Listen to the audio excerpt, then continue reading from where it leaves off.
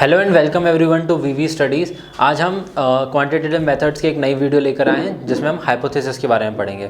Hypothesis का मतलब क्या होता है? जो आप अपने रिसर्च का ऑब्जेक्टिव लेते हो, उस ऑब्जेक्टिव में आपका सक्सेस या फेलियर किस बेसिस पे होने वाला है, उसके लिए एक हाइपोथेसिस देते हो आप। Hypothesis is basically a statement जो कि आप प्रिडिक्ट करने वाले हो, कि जो आप चीज़ टेस्ट करने वाले हो। फॉर एग्जाम्पल, आप इंडिया में आप टेस्ट कर रहे हो कि इंडिया में 10 लाख लोगों को डायबिटीज़ है, तो आपका नल हाइपोथेसिस हो सकता है कि yes there are more than 1 lakh patients 10 lakh patients in India of diabetes. और आपका दूसरा हाइपोथेसिस हो जाएगा कि नहीं, इससे कम है। तो बेसिकली हाइपोथेसिस के दो ही प्रोजेक्शंस हो सकते हैं कि या तो आपका ऑब्जेक्टिव पास हो जाएगा या तो आपका ऑब्जेक्टिव फेल हो जाएगा। आप बीच में कोई भी क्राइटेरिया नहीं छोड़ते हो। इसको हम बोलते हैं null and alternate hypothesis. Null hypothesis वो होता है जो आप अपने ऑब्जेक्टिव्स को पास कराने के लिए पास करते हो। जैसे कि मैंने अभी आपको 10 लाख पेशेंट्स वाला एग्जांपल बताया, तो वो नल हाइपोथेसिस हो जाएगा। बट आप क्या बोल रहे हो कि 10 लाख पेशेंट से ज़्यादा इंडिया में डायबिटिक पेशेंट्स नहीं होंगे, तो वो आपका हो जाएगा ऑल्टरनेट हाइपोथेसिस। तो ऑल्टरनेट हाइपोथेसिस सिर्फ इसलिए दिया जाता है कि अगर नल हाइपोथेसिस पास नहीं हुआ, तो अगर हमारे लिए अगर ये सिचुएशन ट्रू नहीं है, तो क्या सिचुएशन ट्रू होगी? तो सारी प्रोबेबिलिटी, सारे आउटकम्स को कवर करने के लिए हम नल एंड ऑल्टरनेट हाइपोथेसिस दोनों देते हैं। अब इन हाइपोथेसिस से जो रिजल्ट आता है, उससे ना एरर आने के चांसेस बहुत ज़्यादा होते हैं, जो कि दो तरीके के एरर होते हैं। एक होता है टाइप 1 एरर और दूसरा होता है टाइप 2 एरर।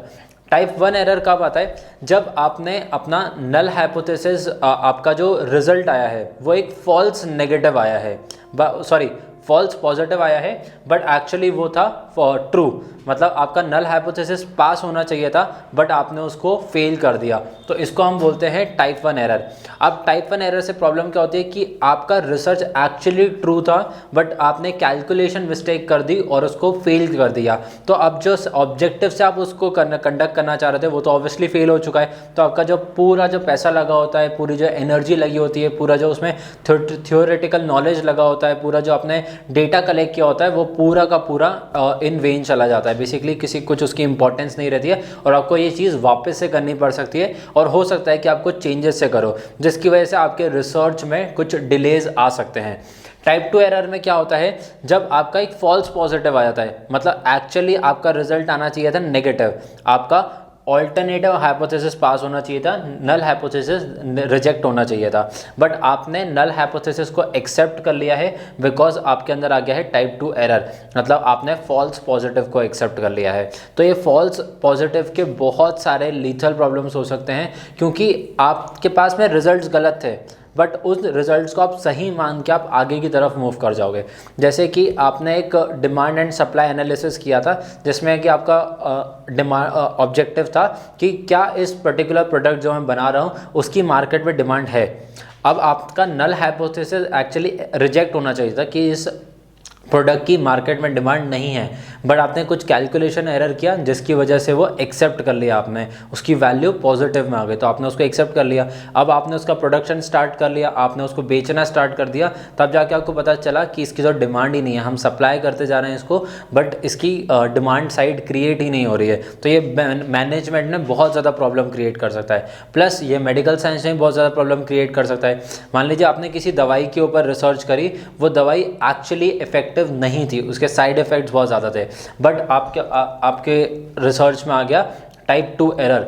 आपने एक फॉल्स पॉजिटिव को एक्सेप्ट कर लिया, आपको लगा कि वो दवाई सही है, मेडिसिन जो बनाई गई है वो सही है, आपने एक्सेप्ट करके उसको मूव ऑन करा, तो ऑब्वियसली आप लोगों को सेल करना स्टार्ट करोगे, तब आप देखोगे कि ये लोगों पे इफेक्टिव है नहीं और ये साइड इफेक्ट्स क्रिएट कर रही है, तो आपको पूरे के पूरे माल को वापस बुलाना पड़ेगा। दैट इज़ बेसिकली आप टाइप 2 एरर, जिससे प्रॉब्लम्स आने की ज़्यादा चांसेस क्रिएट हो जाती हैं। अब इसको हम हाइपोथेसिस को टेस्ट कैसे करते हैं? By 2 tail and 1 tail test. अब 1 टेल टेस्ट क्या होता है? हम बेसिकली जो हमारी प्रोबेबिलिटी आई है उसका एक कर्व बनाते हैं, एक बेल शेप्ड कर्व बनाएंगे। अब ऑब्वियसली आपको दिख रहा है कि इसकी 2 टेल्स हैं, एक टेल ये है और दूसरी टेल ये है। अब आप एक 1 टेल टेस्ट ना 2 केसेस में लगा सकते हो। जैसा पहला केस आपका क्या बनेगा?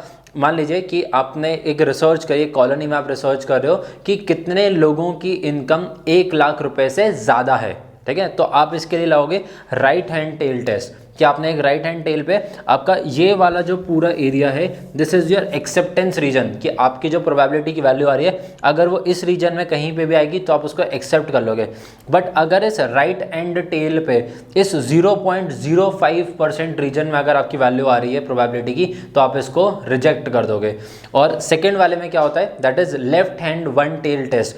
Left hand one tail test में क्या करोगे कि आपने जो रिसर्च करी है वो क्या करी है, इस बार आपने लेस देन वैल्यू ली है कि इस कॉलोनी में 10 लाख, इस कॉलोनी जितने भी लोग ले रहे हैं उनकी एवरेज इनकम जो है वो 1 लाख रुपए से कम है, ये आपने टेस्ट किया। और इस बार आपने जो एक्सेप्टेंस रीजन रखा है, this is your acceptance region, but your rejection criteria is in the left tail. Left side पे आपके रिजेक्शन टेल आती है, बट उसकी अल्फा की वैल्यू सेम ही रहती है। अल्फा की वैल्यू है 0.05, चाहे वो लेफ्ट टेल पे हो चाहे वो राइट टेल पे हो। अब आपका टू एंड टेल टेस्ट क्या होता है, जब आप इन बिटवीन वैल्यू रखते हो, मतलब क्या आप बोल रहे हो कि आपकी जो कॉलोनी के जो लोग हैं उनकी एवरेज इनकम लाई करती है फ्रॉम 1 लाख टू 10 लाख। तो अब 1 लाख से कम वालों के लिए आप लेफ्ट टेल टेस्ट लोगे, और राइट टर्म वाले के लिए, मतलब 10 लाख से ज़्यादा वाले वैल्यूज़ के लिए आप राइट हैंड पे रिजेक्शन लिस्ट लोगे। तो दोनों जगह आप 0.05 का मार्जिन यहाँ पे लोगे, 0.05 का मार्जिन आप यहाँ पे लोगे, और इन एरियाज़ में आप अपने हाइपोथेसिस को रिजेक्ट कर दोगे। और अगर बीच में प्रोबेबिलिटी की वैल्यू आएगी तो आप उसको एक्सेप्ट कर लोगे। I hope you have understood this topic. Thank you for watching the video.